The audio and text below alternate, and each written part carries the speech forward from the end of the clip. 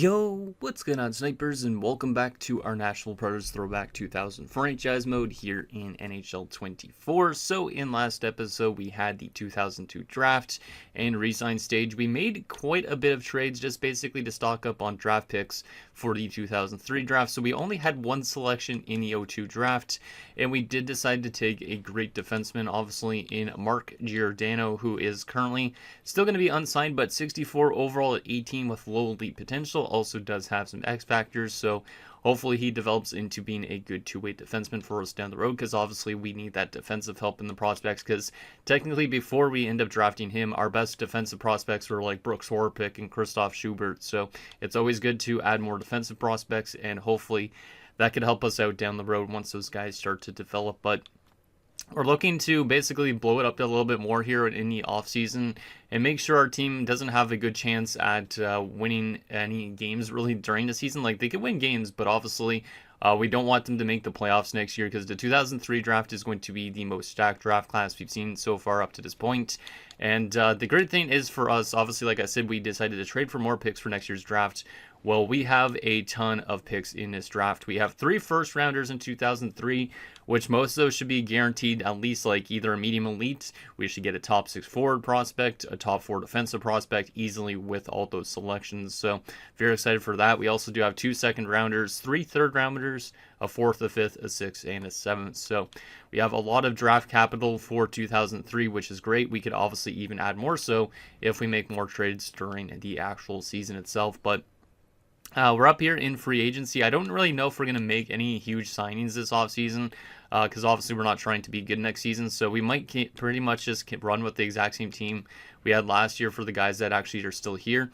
We did let go of a lot of players on our roster, but we do still have mostly a NHL roster. You can see currently we have 1, 2, 3, 4, 5, 6, 7, 8, 9, 10, 11, and 12. So I think we might just run with all these guys. Klassen and Embiid could be healthy scratches. They're not like the best prospects in the world, so I think using them in the NHL would be okay. Defensively, we already have 6 defenders if we want to use Andrew Hutchinson. So I might sign myself like a top 6 defenseman, but that's probably all we would sign. And then goalie-wise, we already have our goalies in Vokun and DiPietro. However, some of you guys were suggesting that we should run DiPietro and Mason before, so maybe I look to trade away Thomas Vokun, but I don't know if I will, just because I did recently sign him to a long-term deal, so I don't know if it really makes much sense for our team to do. But we also have like Dan Ellis in the system. I could technically sign Sedin for the AHL if we were to do that trade. So if I do trade Vokun, then we would probably sign Sedin. But I don't think I will trade Vokun, just based on like the offers we were throwing in for him. And last episode was like really late picks, so I don't think it's even worth moving on from him yet. He's only 25, he's only 83, so he's an actual legit starting goaltender. So, well, actually he's listed as a backup goalie, which is interesting, but we'll probably hold on to him still for now, at least in the next few years, and then maybe make a decision if we want to flip him maybe at this year's deadline, because we have 3 years left with him, so it's not too bad. But obviously at some stage Rick DiPietro might want to take that starting job from him. So anyways, there's that. Let's get into your guys' comments now and see what you guys have to say about last episode, and then we will get into free agency and also starting up the 2002-03 season simulation. So the first comment is from Flame Husky, who says, get those E-rated coaches for one season. The results should be horrific. And yeah, that's probably what I'm leaning towards, because we are going to be having a different coaching staff this year, because pretty much all of our coaches decided that they had 1 year left on their contract. So we're like, you know what, we might as well change it up for a season, so that way we kind of like tank as much as possible.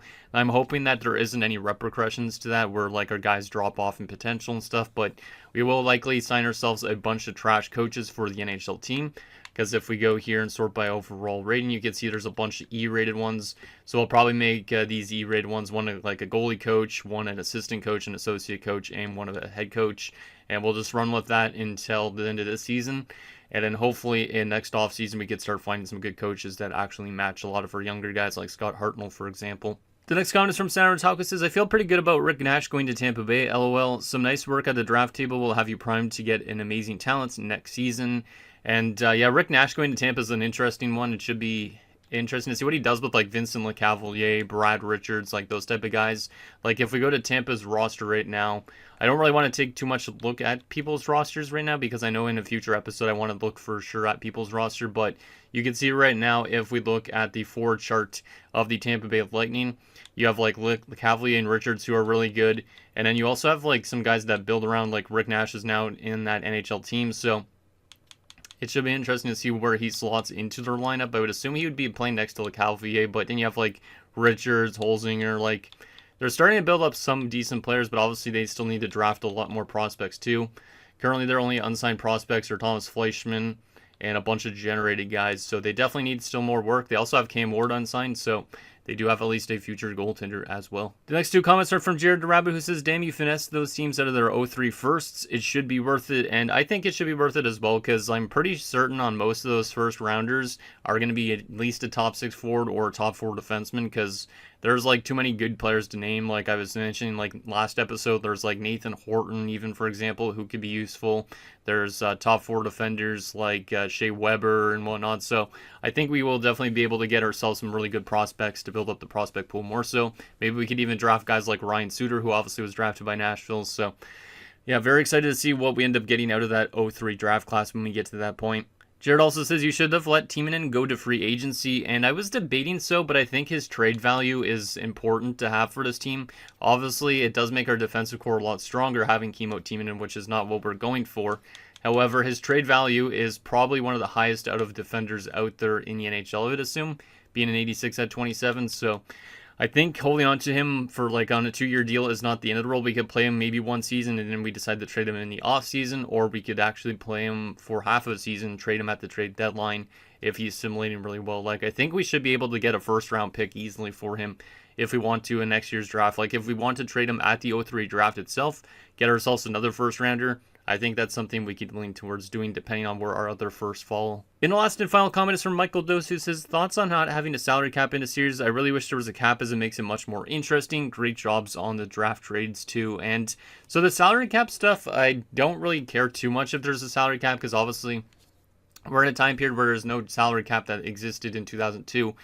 However, I tend to try and keep my team pretty balanced in terms of salary cap because I'm not going to like say I'll go to free agency and sign everybody that's a free agent for like $10+ million. Like I'm not going to do anything unrealistic with that free agent signing stuff.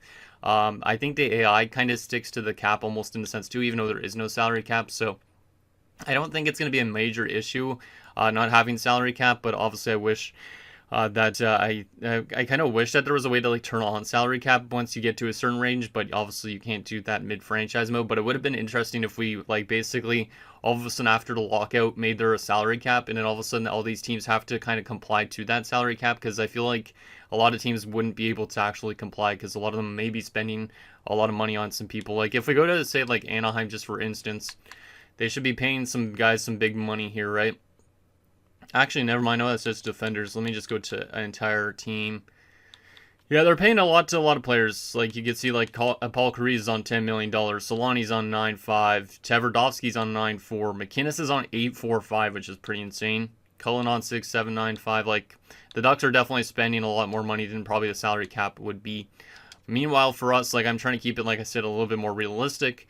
We have one guy on 9.5, then everybody else is 6 and below. So we would probably be closer to the cap floor than we would be to the cap ceiling, so to speak. So at least I keep it a little bit more realistic, but I understand why you would prefer there to be a salary cap in this. But just for the realism purposes, not having a salary cap makes sense.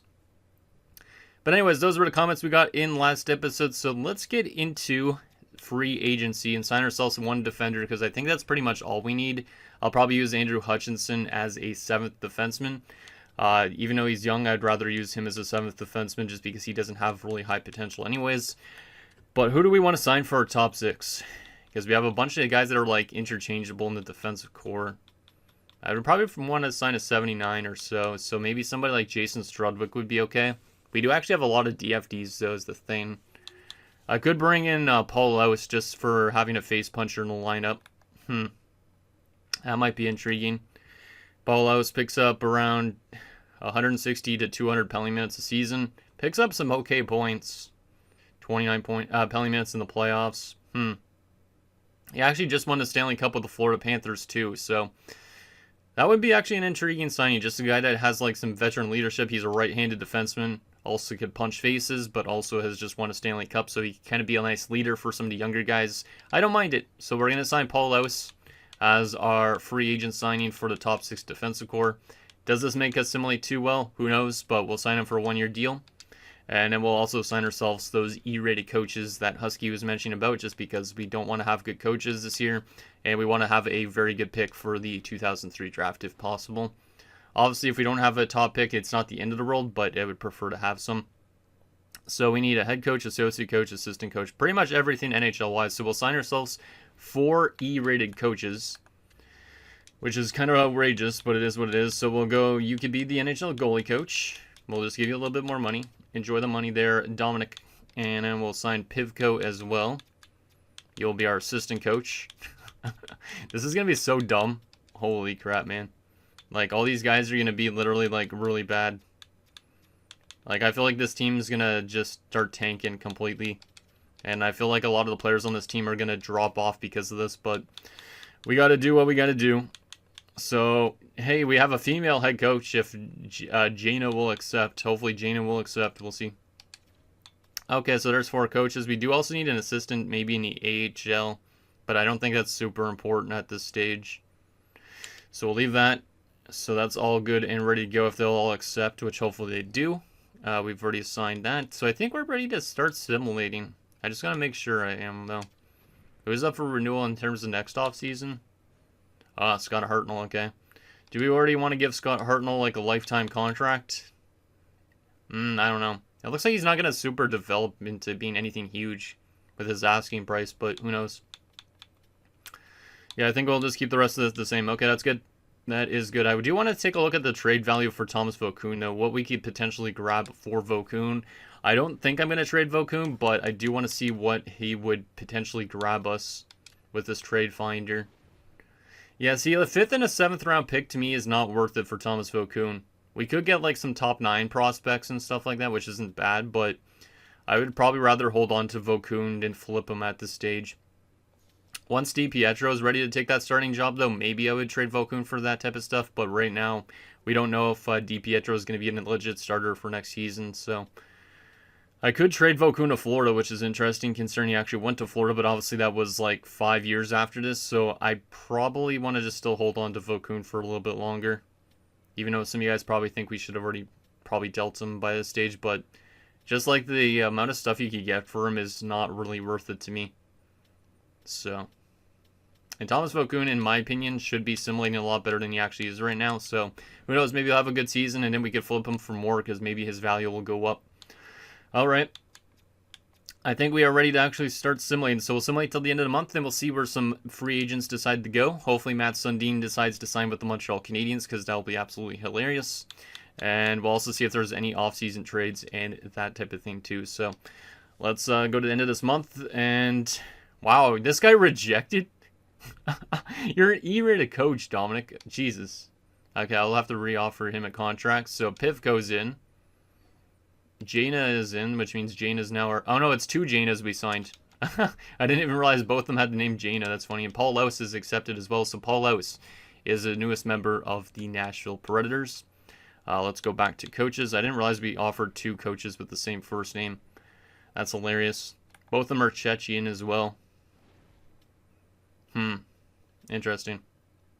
All right, so we have a head coach, an associate coach, an assistant coach. We still just need that goalie coach because for some reason he decided to reject, which that guy had the balls to do so because he's apparently, he's not even a good coach, but he had the balls to reject a contract. Take the $130,000 there, Dominic. I'll, since you talked crap about my team, I'll just give you more money and then you'll accept and you'll join here. You could just take it for the money. To see if he'll accept that, and hopefully he does, and then we'll have all our coaching staff ready to go, which is great. But obviously, I think this team's going to do complete garbage with the E-rated coaches, and I'm kind of scared that players like I said, Hartnell might have some repercussions because of that, but who knows. Corey Cross for a 7th round pick. If I didn't just sign Paul Laus, that would actually not be a bad deal. That's actually kind of interesting. It would only cost a 7th rounder for somebody like Corey Cross. Because 7th rounders really don't have much value, but Corey Cross is a serviceable top 6 defender. Literally just came off 34 points in the AHL, 11 points in the NHL the year before. He's actually really not that bad, but he is 32. But I'm not going to do that because I'm not trading away any draft capital at the moment.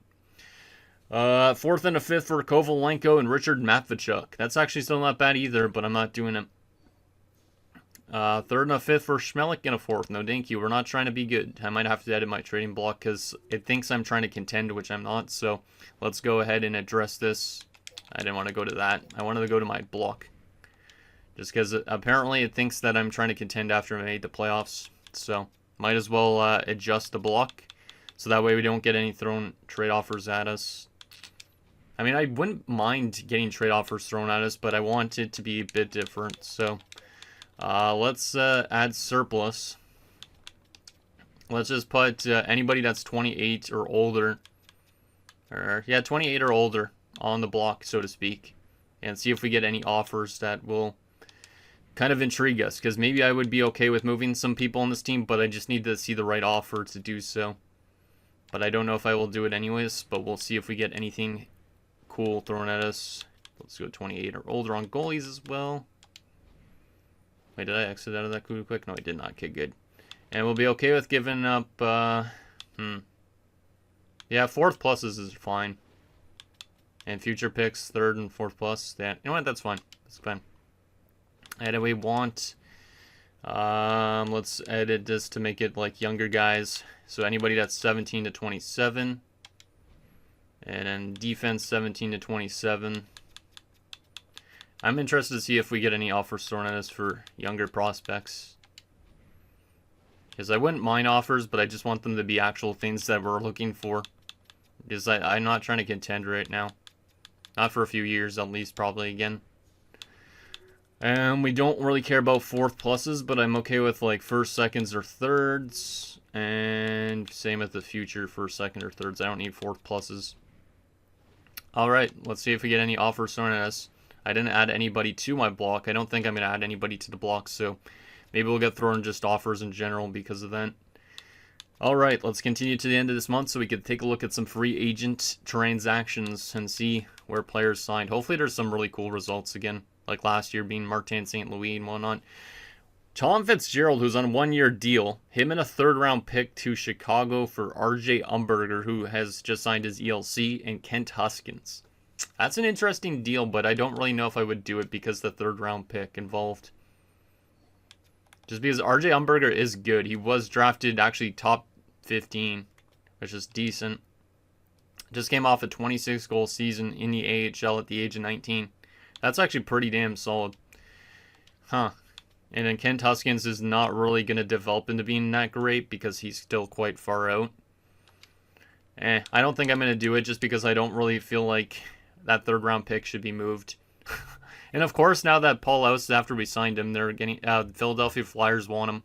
They want to give us Jesse Bulleries, who's another face puncher, and some fringe starter generated guy, which I'm not going to do.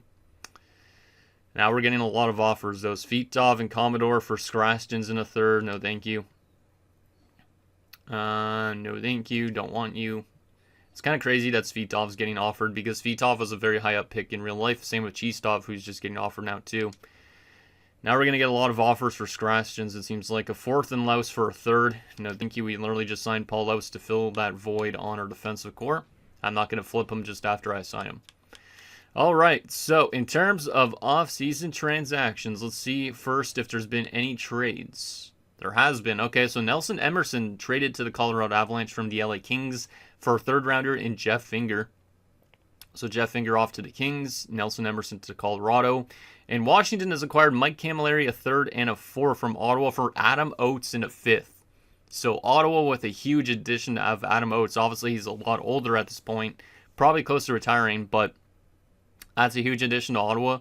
And then Washington getting a nice, good future piece in Mike Camilleri. That's a pretty good trade. In terms of off-season signings, let's see what we got here. I'll read out anything that seemed interesting to me. Most of these probably do seem interesting, but I'm going to try to refrain from reading them all out just because or else my voice might die.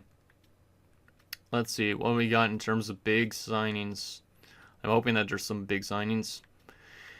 Aaron Ward signed with the Rangers, so he goes there a little bit early. That's pretty cool. What else we got here? Eric Lacroix, did he start in Colorado in this? I feel like he started in the Rangers, but I'm pretty sure he played for the Avs at one point. So that's actually kind of neat. Sean Donovan going to Colorado. He actually played there briefly. Jamie Rivers to St. Louis. All right. A lot of players going to teams they actually played for, which is cool. Jamie McLennan signs with Dallas. Cristobal Huet going to Montreal. You love to see it. That's probably my favorite signing so far because obviously Huet, probably more known for being in Montreal than any other team. Obviously, he played in Chicago and LA as well, but I feel like Montreal was where he basically found himself in his NHL career, so that's pretty damn cool. Ulf Samuelsson going to Tampa Bay, Galley going to Vancouver, Wendell Clark to Colorado. He actually played for the Quebec Nordiques, didn't he? Yeah, because he was part of the Mats Sundin trade, if I'm not mistaken. Richard Park to Anaheim, which he actually played for, I'm pretty certain. Fernando Pisani to Buffalo. Ed Belfour signs with the Anaheim Mighty Ducks. Damn. So instead of going to the Toronto Maple Leafs at this point, Ed Belfour will join the Mighty Ducks and play with Paul Kariya and whatnot. What else we got here? Pat Falloon. Keith Jones going back to the Capitals where he started his NHL career, I think. What else we got here? Mike Vernon to the Montreal Canadiens. Ugh, that's a bit of a weird one. Ray Shepard to Colorado. Our Snow's in Dallas now. Stefan Yell signed with the Calgary Flames a little bit early. That's pretty neat because I think he started this in Colorado. A lot of teams, players going to teams they played for, which is very nice. I like it when that happens. What else we got here? Our former guy Rob Valachevic has signed with the Pittsburgh Penguins. If that's where you guys wanted to know where Valachevic was going, he went to Pittsburgh. Rick Tocchet goes to Tampa Bay. Mike Dunham to Philadelphia on a 5-year contract. Damn. Good for Dunham. Good for him. Brad Lukic to Montreal. Nordstrom to New Jersey. Scott Stevens signs in Vancouver. That's an interesting one. So, would that hit have happened in 2003? Guess not. Guess not. So maybe Vancouver just saved Paul Kariya's career. You never know. Andy McDowell to Colorado. What else we got here? David Voborny to Tampa Bay. Basically this year's version of Martin St. Louis for them. Jeff Halpern to San Jose. Juno to LA. Manny Legacy to Arizona. Same with Helinica and Guerin. Damn, Phoenix loading up on some goalies. Tom Barrasso to the Oilers and John Van Beesbrook. Two very old guys at this point. Anything else? Henrik Telinder to Montreal. John Madden to San Jose. Claude Lemieux signs in Buffalo. A lot of signs. Chad Kilger going to the Leafs a lot early, which is pretty neat. Jamie Langenbrunner going to Carolina. Thomas Holmstrom going to Carolina. Damn, Carolina's loading up. They have Paul Kariya. They have Naslund. They have Langenbrunner, Holmstrom. They're making some interesting decisions these first few years, I think. Alex Dagg signs in Detroit. Okay, Ray Ferraro to Ottawa. Martin Biron going back to Buffalo on a 2-year deal. Guy Hebert to the Edmonton Oilers. Tony Ludman to Phoenix. Yannick Tremblay got a 6-year deal from the Islanders. Of course, that would be a nice big long-term contract that Milbury would dish out. What else we got here? Jason Smith to Chicago. Jose Theodore gets a 5-year deal from the Canucks, okay. Doug Gilmour signs with the Mighty Ducks as well. That's actually kind of crazy because Doug Gilmour is still old, but he's still good. Him playing next to maybe like Solani and also like Kariya. Yikes. Kiprusoff signs a 2-year deal with the Boston Bruins, okay. And Ottawa signs Nabokov on a 6-year contract. That's nice. Boucher to Toronto. Deadmarsh to Chicago. Kyle McLaren going back to Boston again. I think he was an RFA if I'm not mistaken. Jelena signs in Atlanta. Theo Fleury signs with the Florida Panthers. Scott Young to Tampa Bay. Vishnowsky to Philly. Luongo signs another 1-year contract with the Islanders, so who knows if he'll become a free agent at some point.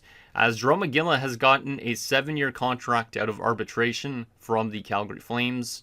Matt Sundin signs with the New Jersey Devils, so unfortunately he's not going to the Canadiens. That's probably one of the big free agent signings.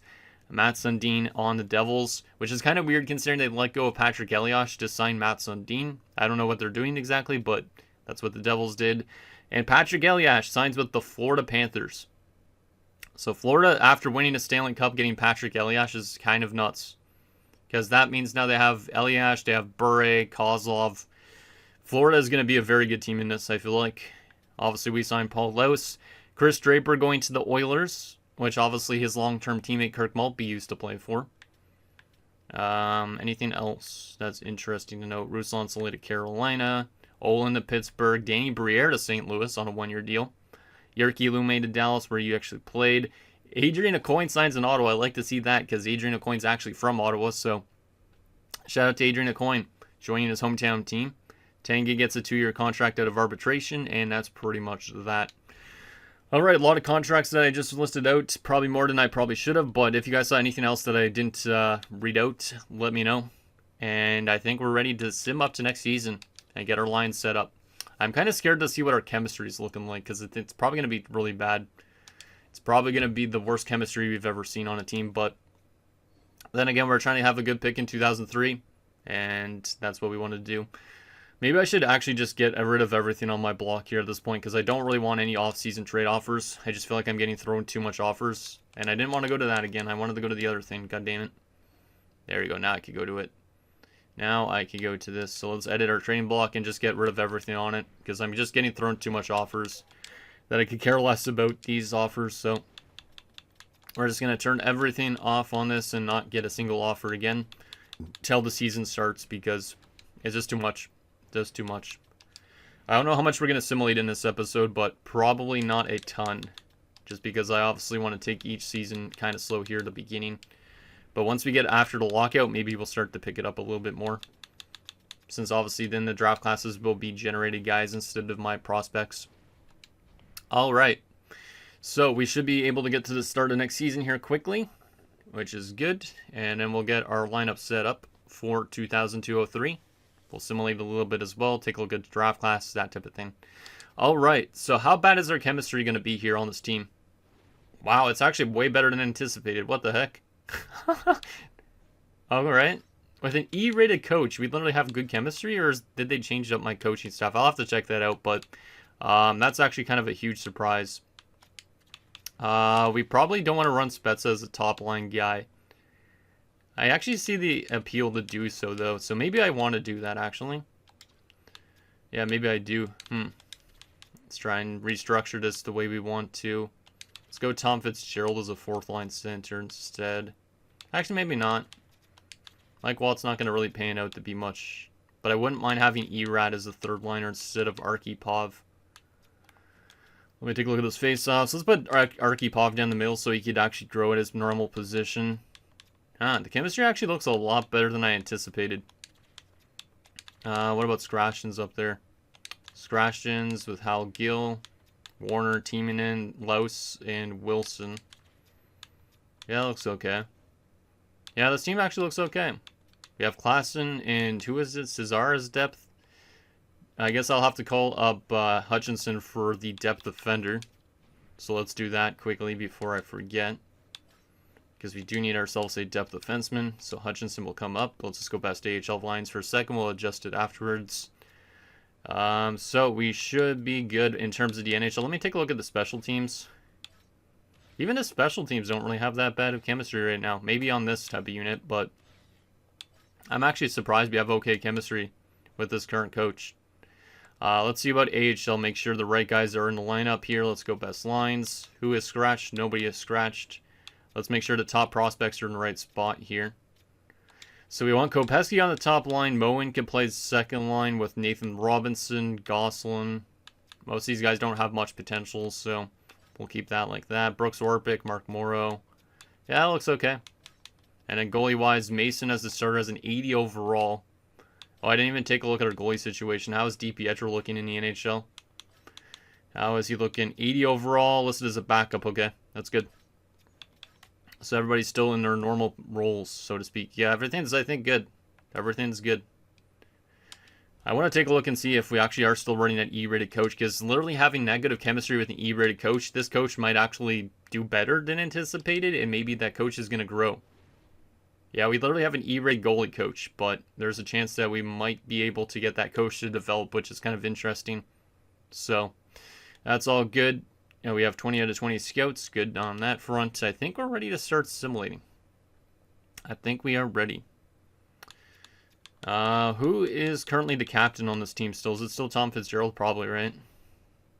Greg Johnson, Tom Fitzgerald, yeah, and Chemo Timonen. Yeah, that works. That works. All right. Well, we will start the simulation and see what this team could do. I honestly have no idea what to expect with an E-rated coach. Probably a lot of losses, but also with the chemistry looking the way it is, maybe we'll win an okay amount of games as well. Like, we won't look too bad. So let's get through this preseason, see how we do in the preseason, and then we'll actually get to the start of the normal season. We only got 3 preseason games, so let's see how we do against these teams, and we lose every game. We only scored 2 goals in those 3 preseason games, so maybe that's a sign of things to come with the regular season, and we allowed 15 goals in those 3 games as well. Yikes. Well, that's not great, but obviously we're trying to tank this year, because 2003 is going to be insane. So we'll probably simulate to December the 1st in this episode, I'd like to say. Yeah, probably December the 1st. We'll take a look at the draft class after that. And see how players are doing across the league and all that type of thing at that point. So let's go to the end of October. See how we do in our first month of action. Will we get 1 win? Hey, we tied our first game of the year. Has Scott Walker's already been injured with a sore foot, so that's already going to hurt our offensive game quite a bit. But we'll go replace player for now. How long is it going to be until we get our first win of the year with this E-rated coaches? I feel like it's going to take a bit still, even though this chemistry looks good. It's kind of weird when you have good chemistry, but not a good coach. Like, you think you would actually get some wins, but our team is not doing that so far. Yeah, we're going to lose a lot of games this year. But are we going to win the Patrice Bergeron sweepstakes? Probably not, because the game never wants to give you a first overall pick. We beat the Vancouver Canucks, who have been really bad in the series so far. They are 5-8, though, to start this season. We're 1-9-3 after our first month. So the E-rated coach is definitely helping out a lot here in the early going. Let's go 1 more month, and then that'll be it for simulating in this episode. There's a win over St. Louis. Scott Hartnell, I don't think, was injured, right? Yeah, it was only a temporary injury. I'm really hoping that people don't lose their X factors and stuff because these E-rated coaches, though. That's the only thing I'm a little bit scared about. Mike Wilson has sprained his ankle. Let's get Andrew Hutchinson in. He'll play his first few NHL games. Edmonton, trying to offer me back Andreas Johansson for a second and a third. I literally got a first from you for Johansson, and now you're trying to take less back. It's hilarious. Oh, man. Edmonton must not be doing too well. But we'll get Wilson back in as he's back from his injury already. So we'll put him back in for Mr. Andrew Hutchinson. I wonder how much face punches Paul Laus has had already. Probably a ton. We'll definitely take a look at some player stats after this too. Okay, we've won a couple games this month, which is good just to at least keep our team happy. Steve Sullivan has been injured with a bruised hand. That's definitely going to hurt us a bit. And we got 1 more game left this month. And it's against Detroit. We lose 6-1. We are 5-18-3-1, so the tanks are in full effect. We might be one of the worst teams in the league. However, you look at our division right now, the Blackhawks have the same amount of points as us. They have played 4 less games. You have the Blues who have played 2 less games than us, but only have 1 more point. The only person running away with this division is the Detroit Red Wings, who are 24-3-1 somehow. God damn. Detroit has it on cruise control, the Central Division. All right, let's take a look at some standings and player stats so far for the season, just for fun. So if we go entire league rise right now, yeah, Detroit's the best team in the NHL. Colorado is also killing it. Yikes, those 2 teams are insane. And then Philadelphia's also been great. Phoenix has been good. Ottawa's been good. Who is the worst team in the league right now? Us. Let's go. So we are the worst team in the NHL by quite a large margin, it looks like, too. Because if we go on points percentage, yeah, we're 4% less than the next closest team. So we are doing our work for potentially getting Patrice Bergeron, but knowing our luck, we're not going to win it. We also do have 2 other firsts. Who else's first do we have? Did we have St. Louis's first round pick? I feel like we did have St. Louis's first round pick this year. I actually have to take a look at that first. Because I feel like it was St. Louis. I know it was Edmonton that we have there first, but I'm not sure about the other one. Is it St. Louis's? Because if we have like 2 first top 5 picks this year, that would be insane. It is St. Louis's first. We might have literally cheesed St. Louis out of a top 5 selection if they continue to play that bad. And then we also have Edmonton's, which I don't know where Edmonton was in the standings. Let's take a look at that too. Wow. All right. So we might actually get ourselves 2 elite players this year, potentially, depending on where us and St. Louis finish. But yeah, St. Louis off to a rough start this year. Edmonton is where? Where is Edmonton? Edmonton is just above middle of the pack. Okay. So they're 13-10-1. They could definitely still fall off a bit if needed. So there is an update on that. Let's take a look at some player stats so far. See who has done what on this team. Oh my goodness, the plus minuses are so bad. But starting off with our centers, Greg Johnson's on 21 points. He developed some X factors as we noticed before. Legwand on 12 points. Fitzgerald on 12 points. Spezza only has 6 points in 27 games.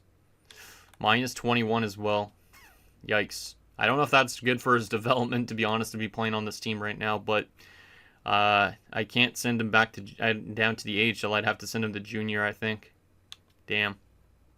Arkhipov has been bad. Yikes. Nagy's got 19 points. Hartnell's got 11. Yikes. Yeah, this is very bad. Very bad defensive effort from this team. The leading goal scorer on this team right now has 8 goals. And there's a couple guys on 7, one guy on 5. Everybody else is below, like 3 and below. Yikes. Yikes, yikes, yikes. Defensively. Kimmo Timonen has been good. He's actually leading the team in goals right now with 10 goals in 27 games and 16 points. This could be a year potentially we decide to trade away Kimmo Timonen. Because right now his trade value might be going up because of that. Mike Wilson on 4 points. Warner on 4 points. Couple of guys on 2 points. Yeah. Paulos has got 53 penalty minutes at this stage. How much fights? 8 fights already for Paulos within 27 games. Goaltending wise, Vokoun in 894. DiPietro's been better than him. DiPietro's been better than Vokoun. Better save percentage by a little bit, but better goals against. Huh. Is this the year we deal Vokoun as well? I don't really know. But at this stage, this team is definitely not going to be super good. The best plus minus on the team is a -8 for a guy that's actually been here for most of the games. Worst is a -30 through 27 games. That Scraston's and Gill pairing is tragic. Okay. So there's that. Let's take a look at some stats around the league for fun as well at this point. Even though it's still early in the season, I just want to take a look and see who's currently leading and stuff. Brendan Shanahan with 45 points. Sakic up there with 44. Fedorov up there with 44. Yager with 40. Yzerman with 38. Pavel Bure 37. Straka up there. Solani and Martin Ruchinski. Best goal scorer so far is Joe Sakic. 320 goal scorers already. One of them is that generated Appleby guy in Montreal. Huh. Okay. Best defenseman so far, Nick Lidstrom. Maybe winning in Norris. Who knows if he keeps up on that pace. Wade Redden up there. Yanni Niinema. Okay. Oh yeah, because what was it? Ray Bork retired last year. I forgot about that. Goalie-wise, Chris Osgood's got the most wins, followed by Patrick Waugh. Of course. Most shutouts so far is Osgood. Best save percentage by a starter right now is Nabokov with a .931.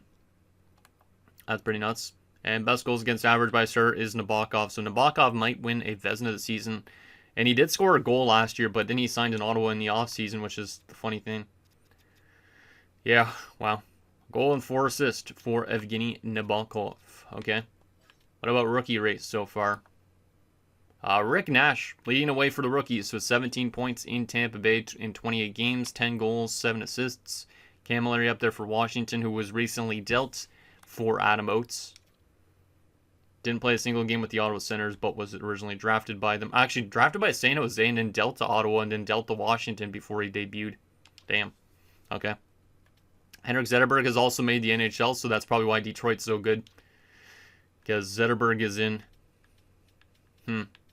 Alright, so there is that. let's take a look at some other stuff here, including the trading block and stuff like that. Maybe not the trading block, actually. No, we probably won't look at the trading block in this episode. We'll probably do it next episode. But I will take a look at the contract situation here again. And then we'll also take a look at that draft class. So yeah, the Scott Hartnell's the big one in terms of RFA status. We'll probably sign him up on like a multi-year deal, like a 5+ year deal. There's a bunch of UFAs pending up, so there's a chance that we trade some guys like Tom Fitzgerald this year, Rhett Warner, Mike Wilson, Paul Laus, Mike Watt, and then goalie-wise, Chris Mason's the pending UFA. Sedin's definitely going to be in the AHL next season, so this is likely Mason's last year in the NHL with us, unless we trade Vokun. Because Sedin's likely going to be AHL bound soon, because he's up to a 68 already. So we'll have to make a decision with that for sure. Final thing, let's take a look at this draft class and see what 2003 is looking like, because obviously we look like we're going to have some really good picks this year. And obviously we don't know if there's any generated talent in this draft class, but let's see. Nope, Patrice Bergeron still the first overall selection. He's a high elite, I'm pretty sure I made him. So right now we're winning the Bergeron sweepstakes, but if we draft Patrice Bergeron, we also have St. Louis's first, where there's some guys like Stefan Marita, apparently, who's a generated guy, and this Tamander guy, and this Regeer guy. But afterwards, you can see Brent Burns is in this draft class, Eric Stahl's in this draft class, Ryan Getzlaff, Corey Perry, Shea Weber. Drafted Tony Tuzolino. That's a real player, but not one I made for this draft class. I could tell you that much, because Tony Tuzolino would never have that type of potential, because that guy was literally like a bottom 6 forward in real life, but I definitely didn't make him for this draft class, but that's kind of hilarious. A lot of other generated guys, but then you also get top 6 forwards like Horton, Zherdev, Kessler, Vanek, McCulloch, Jeff Carter, Louis Eriksson, Mike Richards. Like, this draft class has so much talent in it. Like, Dion Phaneuf, even Marc-Andre Fleury. Like, Marc-Andre Fleury in Nashville would be something, but we do already have Sedin. And Fleury's pretty much NHL ready too, I'm pretty certain on that. Or close to it. Ryan Suter is there, Matt Carl, Dane Girardi, Toby Enstrom. Like, there's just an ever-loading good amount of prospects. There's even a low elite like Joe Pavelski in the second round. Mark Mathot's in this draft class. Like, it's actually insane how much good players are in this. And then the generated guys on top of that makes it even deeper. Like Corey Crawford, Brian Elliott, Yaroslav Halak. Like, it's actually kind of insane. Like, we should be able to fill a lot of needs in this year's draft class, which I'm very, very excited about. But anyways, guys, that's going to do it for this episode of our National Predators Throwback 2000 franchise mode. So in next episode, we'll probably simulate up to a day before the trade deadline. And we'll probably look at a roster and just kind of assess it, who we want to be potentially trading away at the deadline, and what we want to be doing potentially for the upcoming draft. Because I know the 03 draft class is literally going to probably take our prospect pool from pretty average right now to probably very helpful, and we should be able to start building up this prospect pool to being somewhere where it could actually get us to a Stanley Cup win sometime in the near future. Sending down below, and I'll see you guys next time.